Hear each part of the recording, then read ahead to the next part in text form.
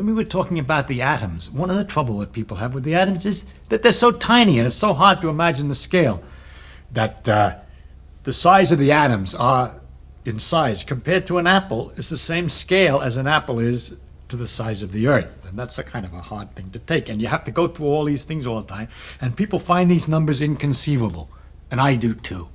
And the only thing you do is you just change your scale. I mean, you're just thinking of small balls, but you don't try to think of exactly how small they are too often, or you get kind of a bit nutty, all right? But in astronomy, you have the same thing in reverse, because the distances to these stars are so enormous. You know that light goes so fast that it only takes a few seconds to go to the moon and back, or it goes around the Earth 7.5 times in a second. And it goes for a year, 2 years, 3 years before it gets to the nearest other star that there is to us. But all our stars are the stars that are nearby in a great galaxy, a big mass of stars, which is called a galaxy, a group. Well, our galaxy is, what is it, something 100,000 light years, like 100,000 years. And then there's another patch of stars. It takes 1 million years for the light to get here, going at this enormous rate. And you just go crazy trying to make too real that distance. You have to do everything in proportion. It's easy to say the galaxies are little patches of stars, and they're 10 times as far apart as they are big. So that's an easy picture, no one gets it. But you just go to a different scale. That's easier. And once in a while you try to come back to Earth scale to discuss the galaxies. But it's kind of hard. The number of stars that we see at night is only about 5,000.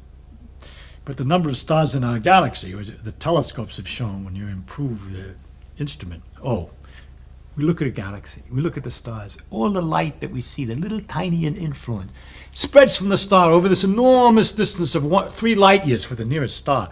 On, this light from the star is spreading.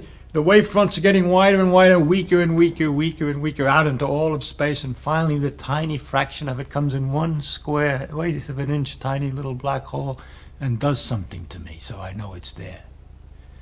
Well, to know a little bit more about it, I'd rather gather a little more of this tiny fraction of this front of light.